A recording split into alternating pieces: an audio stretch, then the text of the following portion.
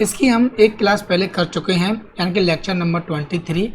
इस क्लास को पढ़ने से पहले आपको उस लेक्चर को देखना ज़रूरी है, अदरवाइज आपको समझ में थोड़ा कम आएगा। क्लियर? चलिए भाई, राम किसी कार्य के 1/3 भाग को 5 दिन में कर सकता है। ओके, 1/3 भाग को 5 दिन में, तो एक भाग को, और एक भाग का मतलब होता है 100%, कितना हो जाएगा भाई? 3 गुना 15 दिन में करेगा कौन? राम। ठीक है, दूसरा बंदा कौन है भाई? श्याम। श्याम उसी काम के 2/5 भाग को, यानी कि 2/5 भाग को 4 दिन में कर सकता है। तो इसका 100% भाग, यानी कि एक भाग आपको करना है। एक करने के लिए यहाँ क्या करना पड़ेगा? जो बट्टे में 5 है इसको उधर गुणा में जाएगा पहले तो ये, और जो ऊपर है वो नीचे आ जाएंगे। तो अब यहाँ क्या बचा? सिर्फ एक, इतने दिन, यानी कि आपने इसे मिनिमाइज किया तो 10 दिन में। श्याम 100% का 10 दिन में। पूछ रहा है दोनों मिलकर पूरे काम को कुल कितने दिनों में समाप्त कर सकते हैं। तो राम का हमें दिया जा रहा है 15 दिन, श्याम का दिया जा रहा है 10 दिन। एलसीएम दिया कितना आ गया? 30। एफिशिएंसी आपने 2 और 3 ऐड करने पर होगी 5, यानी कि दोनों मिलकर समय 30/5 ये हो गया 6। आपको लगा सर आपने शॉर्टकट क्यों कर दिया? इसके लिए आपको फर्स्ट वीडियो देखनी चाहिए जिसमें हमने वर्क, एफिशिएंसी सब कुछ समझाया हुआ है। Got it? ये आपका आंसर आ जाता है भाई। नेक्स्ट, बाबू। बाबू सोना, नहीं आशा है। बाबू और आशा किसी कार्य को मिलकर, देखिए यहाँ पर आपको उसने दे दिया है B+A, दोनों मिलकर टाइम दिया जा रहा है आपको 40 दिन का समय लेता है, जो आपने आपसे कहा था। तो तैयार रहिए भाई, मिलकर इतने दिन में। आशा बाबू की तुलना में, आपने लिखा आशा किसकी तुलना में भाई? बाबू की तुलना में। तो क्या एक कितना है? 5/4 गुना कुशल कारीगर है, यानी कि एफिशिएंसी। तो पहले तो आप एफिशिएंसी को बट्टे से हटाओगे तो मल्टीप्लाई हो जाएगा, तो 5/4। आफ्टर देन आपको टाइम ज्ञात करना होगा। टाइम कितना हो जाता है भाई? इंटरचेंज हो जाता है ये टाइम, 4 यूनिट और 5 यूनिट। क्या यहाँ पर टोटल एफिशिएंसी को आप ऐड कर सकते हो भाई? 9 यूनिट हो जाएगी। लेकिन क्या टोटल समय 9 यूनिट होगा? नहीं। क्यों? क्योंकि समय कभी ऐड नहीं होता है। अगर आशा 4 दिन ले रही है, बाबू 5 दिन ले रहा है, तो दोनों मिलकर 9 दिन में कार्य नहीं करेंगे, बल्कि 4 से भी कम में करेंगे, हाँ या ना? तो इसीलिए इस प्रकार नहीं होगा। अगर नहीं होगा फिर कैसे होगा? तो नहीं जानते कैसे होगा। लेकिन किसी भी प्रश्न को करने के लिए अगर आप भूल जाओ कि हम क्या करें, क्या ना करें, कैसे करें, कहाँ से करें, तो ये देखना उसने पूछा क्या है, उस पर आप जाइए। तो आपने देखा इस कार्य को अकेले आशा कितने समय में पूरा कर सकती है। तो यानी कि आशा का समय आपसे पूछा जा रहा है कितने समय में कर सकती है। तो उसके बराबर क्या आता है भाई? Work upon efficiency. क्या आपको वर्क पता है पूरे कहीं सवाल में? नहीं सर। एफिशिएंसी पता है आशा की? हाँ सर, आशा की एफिशिएंसी है 5।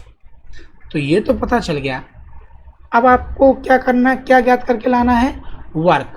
तो टारगेट आपका होना चाहिए वर्क। अब वर्क कैसे ज्ञात करते हैं? एक तो सर ज्ञात करते हैं हम लोग एलसीएम लेकर, तो या तो आप इनका एलसीएम लेकर के उस तरीके से कीजिए, और एक तरीका और हमने आपको बताया था, वर्क के इक्वल एक फॉर्मूला लिखाया था भाई, टाइम इनटू एफिशिएंसी। अब टाइम आप ये नहीं ले सकते, ये यूनिट वाला है। ऐसे क्वेश्चन में टाइम हमेशा हम कौन सा लेंगे भाई?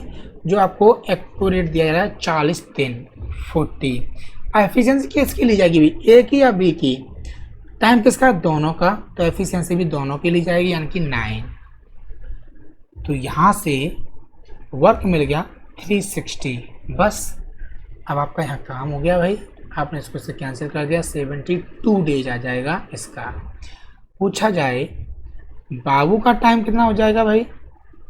तो इसी प्रकार work upon efficiency 360 divide by, बाबू का एफिशिएंसी 4 है, 90 डेज हो जाएंगे बाबू को। Got it? समझ में आ गया अभी एफिशिएंसी वाले? चलिए नेक्स्ट, ये कह रहा है ए एक कार्य पूरा करने में ए को बी से 3 गुना, ए को बी से 3 गुना और बी सी से 2 गुना समय लेता है। क्या लेता है? समय। यानी कि ये जरूरी है भाई, समय का रेशियो है ये आपके पास। तो ये हम लोगों ने रेशियो वाले चैप्टर में पढ़े थे कि जब भी दो वेरिएबल समान हो, उनकी वैल्यू अलग अलग हैं, तो क्या करेंगे? वैल्यू समान बनाएंगे। तो यहाँ पर आप क्या करना है, आपको यहाँ पर आपको 2 से मल्टीप्लाई करना होगा। और जब मल्टीप्लाई हम लोग करेंगे तो हमने क्या देखा भाई? टाइम 6:2:1, ये आपको टाइम का रेशियो मिल गया तीनों का। इसके बाद आप देखोगे टाइम के बाद में क्या आ जाएगा भी हमारे पास में? एफिशिएंसी। तो एफिशिएंसी में कैसे याद करते हैं भाई? एफिशिएंसी होता है भाई हमारे पास अपोजिट 1/6, 1/2 और 1/1। अब यहाँ पर आप इंटरचेंज नहीं कर सकते, जब 3 होंगे सिर्फ 2 में ही कर सकते हो। तो आपको फ्रैक्शन खत्म करने के लिए एक ऐसा नंबर ढूंढ के लाना है जो इन तीनों से कट जाए, 6 से 2 से 1 से, यानी कि वो होता है 6। तो ये हम लोगों ने रेशियो में पढ़े हुए हैं भाई। 6 से 6 1 चांस, 2 से 6 3 चांस और 1 से 6 6 चांस। ये आपको एफिशिएंसी मिल गई। एफिशिएंसी को आप जोड़ सकते हो, कोई दिक्कत नहीं है। टाइम नहीं जोड़ सकते हो। अब आगे पढ़ते हैं। एक साथ काम करके, यानी कि आपको दिया जा रहा है तीनों का ऐड, टाइम 12 दिन में पूरा करते हैं। तो अगर समय जोड़ा जा रहा है तो हमने बताया था ऐसे में वर्क आपको ज्ञात करना होता है टाइम इंटू एफिशिएंसी। टाइम है 12 और एफिशिएंसी तीनों की 10, यानी कि कितना हो जाएगा भाई? 120 वर्क। अब आप यहाँ से एक क्या टाइम ज्ञात कर सकते हो? Work upon efficiency. 120 divide by efficiency कितनी है? एक ही 1 है, तो यह आ गया 120 दिन। बी का पूछा है भी उसने, बी का टाइम, तो W अपॉन ई 120 बट्टे कितना भी 3 है, यानी कि 40 दिन। अब सी का टाइम आप हमें कमेंट बॉक्स में आंसर देकर बताइए कितना हो जाएगा। सी की एफिशिएंसी ये रही और वर्क ये रहा। क्लियर? हम आपका इंतज़ार करेंगे। चलिए अब हम लोग बढ़ते हैं अपने अगले प्रश्न की ओर। ए किसी काम को 20 घंटे में कर सकता है, ठीक है जी, 20 आवर्स। और बी उसी काम को 30 घंटे में कर सकता है जी, ये भी ठीक है जी। दोनों मिलकर काम करते हैं और 1000 रुपये कमाते हैं, तो बी को कितना मिलेगा? यानी कि यहाँ बात आ रही है पैसे, पेमेंट की, पेमेंट बांटने की। तो पेमेंट बांटने का जो आधार होता है वो क्या होता है भाई? वो होता है वर्क। किसने कितना वर्क किया है, ठीक है। यानी कि हम यहाँ कर देते हैं रेशियो। ए को पेमेंट कितना मिलेगा, बी को पेमेंट कितना मिलेगा, वो डिपेंड करता है वर्क। जिस रेशियो में वर्क होगा उसी रेशियो में पेमेंट होगा। अब वर्क के लिए 2 चीज़ें होती हैं भाई, टाइम एंड एफिशिएंसी। और टाइम एंड एफिशिएंसी इस प्रकार। क्लियर? तो अधिकतम सवालों में आप देखोगे उनमें या तो टाइम समान होगा या एफिशिएंसी, लेकिन 90% क्वेश्चंस में टाइम इक्वल होता है। जितने दिन ए ने कार्य किया है उतने दिन बी ने कार्य किया है, यानी कि कोई भी कार्य छोड़कर नहीं गया है। क्या नहीं किया है? छोड़कर नहीं गया है। अगर किसी सवाल में दिया जाएगा कि ए ने 4 दिन कार्य करके छोड़ दिया या बी ने छोड़ दिया, उस समय पर टाइम आपका इक्वल नहीं होगा।